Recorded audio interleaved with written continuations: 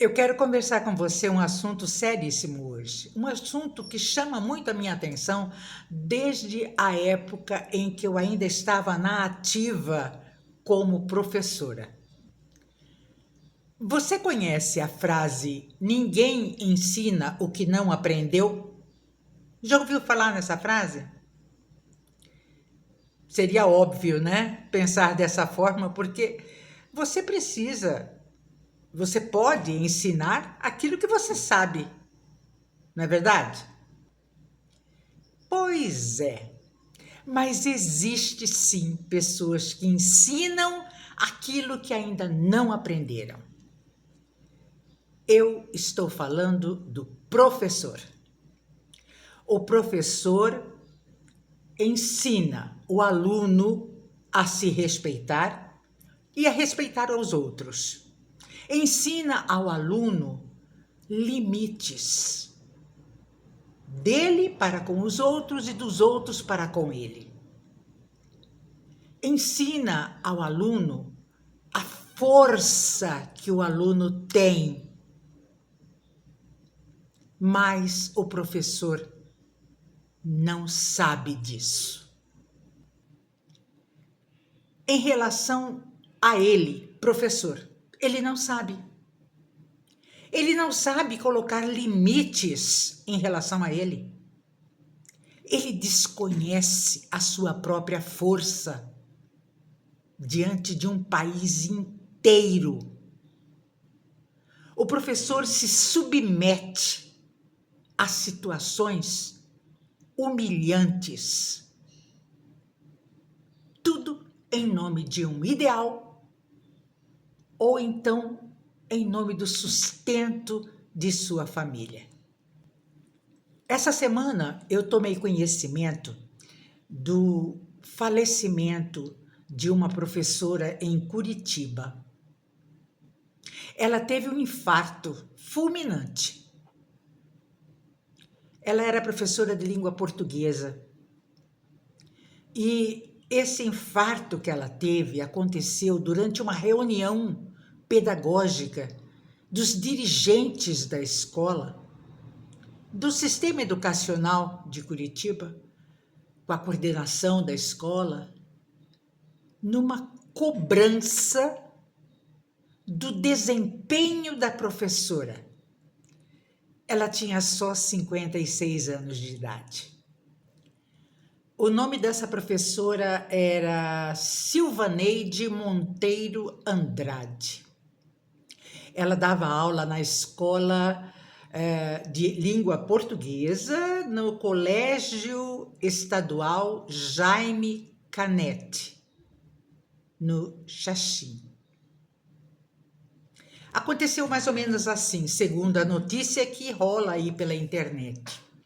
O Núcleo Regional de Educação cobrava da Silvaneide sobre metas da plataforma de redação. Metas da plataforma. Olha o absurdo da plataforma. Metas da plataforma de redação. Silvaneide não resistiu a tamanha pressão e teve um infarto fulminante. Faleceu lá, dentro da escola. Diante da pressão que essa professora foi submetida, de cumprir metas impossíveis, que só poderiam ser ditadas pelos educadores curriculares. Porque tá cheio, gente. Tá cheio de educador curricular. Sabe aquela pessoa que estuda, faz aquele currículo maravilhoso, tem um monte de diploma, só teoria, mas não tem prática de sala de aula. Se intitula educador, se intitula professor, quando no fundo é só um colecionador de diplomas. É uma pasta, sabe aquelas pastas de folha plástica que a gente faz um curso, recebe um diploma, um certificado, enfia na pasta e pronto, se julga o rei, a rainha, que conhece tudo de educação, mas não conhece a realidade da aprendizagem, do ensino-aprendizagem, que só o verdadeiro professor, que é aquele que está em sala de aula, conhece. É disso que eu estou falando. Pressionaram a professora de um tanto que ela não resistiu. Esses professores de gabinete, colecionadores de diplomas e certificados, esses funcionários públicos estão muito mais ligados à política partidária do que à política educacional. Sabiam disso? São os conhecidos aqui no Pantanal como professor pelego. Fica em cima do cavalo, sabe? Entre o arreio e o cavalo fica o pelego. E segue se intitulando defensores da educação. E pressionam os professores. Pressionam ao ponto de adoecer o professor. Pressionam ao ponto de matar um professor. Eu vejo por aí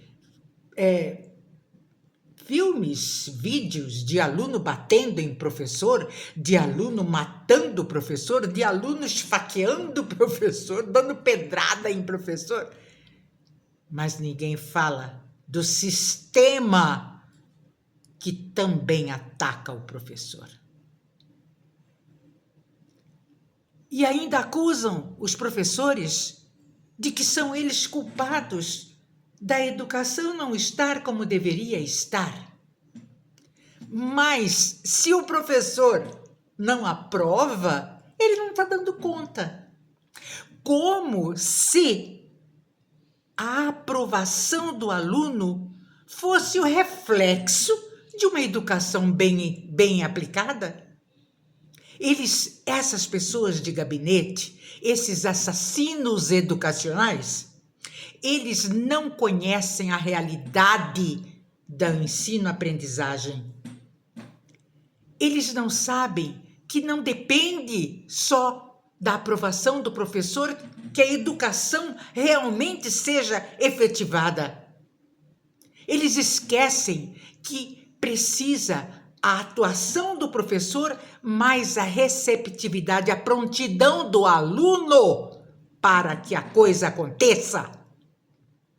E essa prontidão do aluno envolve a alimentação do aluno em casa, envolve a harmonia familiar, envolve o sustento da família, envolve o emocional do pai do aluno, da mãe do aluno, do irmão do aluno e do professor. O professor é um.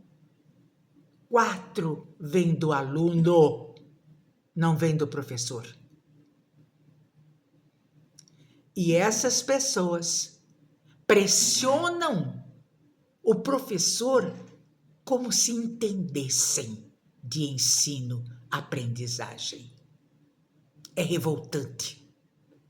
Se o professor conhecesse a sua força, se o professor se respeitasse, se o professor se cuidasse ao ponto de mandar essas pessoas se colocarem no seu lugar de espectadores de educação e não de ditadores da educação. Se o professor exigisse que fosse lei 20 horas semanais com aluno e 20 horas semanais preparando aula de aluno, isso não estava acontecendo.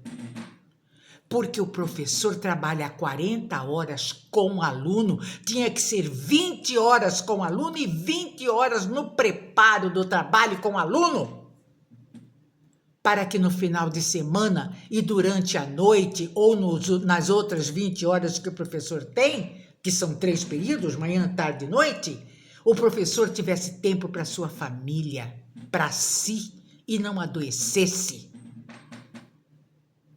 Vocês sabem qual é a classe que mais tem problema?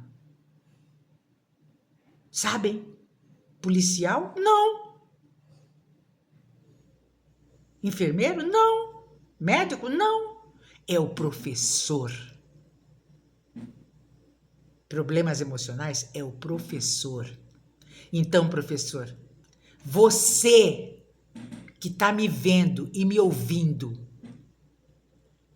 ame-se, valorize-se, não permita que o seu chefe, que a sua chefa, porque é muito cacique para pouco índio, diga para você que você tem que fazer na sua sala de aula para que tenha o rendimento que você, na sua liberdade de cátedra, tem direito de escolher e de fazer. Não adoeça. Não aceite goela abaixo a ignorância do processo ensino-aprendizagem, ditando o seu fazer pedagógico. Eu espero mesmo que Curitiba faça justiça para a professora Silvaneide Monteiro Andrade.